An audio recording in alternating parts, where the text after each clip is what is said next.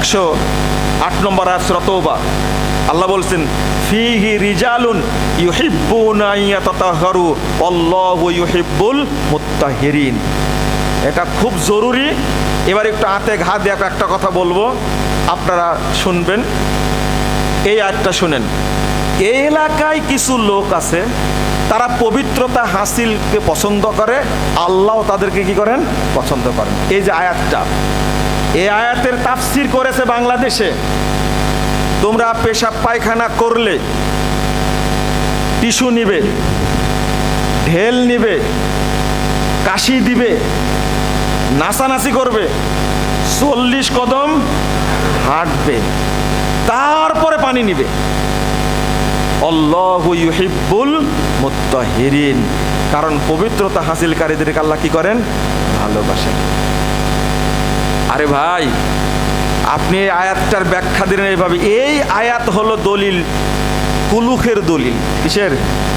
কুলুক নেওয়ার দলিল, নাচানাচি করার দলিল, 40 কদমের দলিল। সারা বাংলাদেশে আহলে হাদিস মসজিদ ছাড়া সমস্ত মসজিদে দেখবেন টিস্যুর ঝুড়ি আছে, তাই না? একবারে বাথরুমটা নষ্ট করে রাখছে। অথচ এদের গোড়া হলে দেওবন্দ। দেওবন্দে আমি থেকে 1 সপ্তাহ ছিলাম। দেওবন্দেও আমি এরকম কুকর্ম দেখিনি, এরকম নষ্টামি আমি দেখিনি। আস্তাগফিরুল্লাহ। অথচ আয়াতটা নাজিল হয়েছে কার উপরে? এই আয়াতটা নাজিল হয়েছে কার উপরে বলেন? মুহাম্মদ সাল্লাল্লাহু আলাইহি ওয়াসাল্লামের উপরে, তাই না? তাই এই আয়াতের ব্যাখ্যা আপনি ভালো জানেন না মুহাম্মদ সাল্লাল্লাহু আলাইহি ওয়াসাল্লাম ভালো জানেন? আপনি ব্যাখ্যা দিলেন কেন? কুলুকের ব্যবসা করার জন্য? এবার দলিল শুনেন, এই আয়াতের ব্যাখ্যা শুনেন। 355 নম্বর হাদিস ইবনু মাজার মধ্যে এসেছে, মুহাম্মাদুর রাসূলুল্লাহ সাল্লাল্লাহু আলাইহি ওয়াসাল্লাম তিনি কুবায় গেলেন, যাওয়ার পরে বলছেন লাম্মা নাযালাত হাযিহিল আয়া। এই হাদিসটা বর্ণিত হয়েছে 3 জন সাহাবী থেকে। 1 জন আবু আইয়ুব আনসারী, 2 জাবির বিন আব্দুল্লাহ, 3 আনাস রাদিয়াল্লাহু আনহু। 3 জন সাহাবী থেকে বর্ণিত। লাম্মা নাযালাত হাযিহিল আয়া, এই আয়াত যখন নাজিল যখন হলো, আল্লাহ রাসূল সাল্লাল্লাহু আলাইহি ওয়াসাল্লাম বলছেন ইয়া মাশারাল আনসার, হে আনসারীরা, ইন্নাল্লাহা কাদ আসনা আলাইকুম, আল্লাহ তোমাদের প্রশংসা করেছেন ফিত তুহুর, পবিত্রতা হাসিলের ব্যাপারে। ফামা তুহুরুকুম, তোমরা কিভাবে পবিত্রতা হাসিল করো একটু বলো তো আমাকে। আল্লাহর নবী মদিনায় গিয়ে প্রথম কার বাড়িতে উঠেছিলেন? আবু আইয়ুব আনসারীর বাড়িতে। এই হাদিসের প্রথম রাবী তিনি। মদিনার সবচেয়ে বেশি সম্পর্ক ছিল কোন সাহাবীর সাথে? জাবির বিন আব্দুল্লাহর সাথে। আল্লাহর নবীর খেদমত করেছেন সবচেয়ে বেশি দিনকে এই হাদিসের রাবী। আল্লাহর নবী জিজ্ঞেস করছেন, এটা বোঝা যায় আল্লাহর নবী গায়েবের খবর জানতেন না। জিজ্ঞেস করবেন কেন? গায়েব জানলে জিজ্ঞেস করবেন কেন তোমরা কিভাবে পবিত্রতা হামা তুহুরুকুম, কি দ্বারা পবিত্রতা হাসিল করো? তারা এবার উত্তর দিচ্ছেন। দেখেন, আপনার ব্যাখ্যা আর হাদিসের ব্যাখ্যা, রাসূলের ব্যাখ্যা।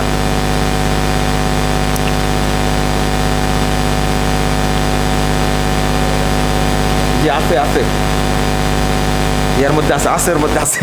আমি বললো লিখে দিছি, আগে লিখে দিছি, যেটা বলবো ইনশাল্লাহ। আমার এই পাঠটা শেষ হচ্ছে এখন ইনশাল্লাহ। আল্লাহ রাসূলকে সাহাবীরা উত্তর দিচ্ছেন, তারা মদিনার তারা উত্তর দিচ্ছেন নাতাওয়াজ্জাউ লিস-সালাহ। আল্লাহ রাসূল শুনেন, আমরা সালাতের জন্য ওযু করি। ওয়া নাগতাসিলু মিনাল জানাবা, অপবিত্র হলে গোসল করি। ওয়া নাস্তানজি বিল মা, পানি দ্বারা ইস্তেনজা করি। টিস্যু কই? 40 কদম কই? বুঝলেন না মনে হয়, তাই না? পবিত্রতা হাসিল তারা কিভাবে করতেন? এক, নাতাওয়াজ্জাউ সালাতের জন্য কি করতাম? ওযু করতেন, ওযু করি আমরা। ওয়া নাগতাসিলু মিনাল জানাবা, অপবিত্র হলে গোসল করি। ওয়া নাস্তানজি বিল মা, পানি দিয়ে কি করি? ইস্তেনজা করি। শুনেন, ফাহুয়া যাকা, ওহো, এই জন্যই আল্লাহ তোমাদের প্রশংসা করেছেন। ফাআলাইকুমুহু, তোমরা এইভাবেই পবিত্রতা হাসিল করবে। লাস্টের নির্দেশ কি? টিস্যু না ঢেল, না তেনা, না 40 কদম? লাস্টের নির্দেশটা কি? আলাইকুমু, তোমরা এইভাবেই পবিত্রতা হাসিল করবে। যারা হাদিসই পড়েনি তারা হাদিস বুঝবে? সমস্যাতে দেয়।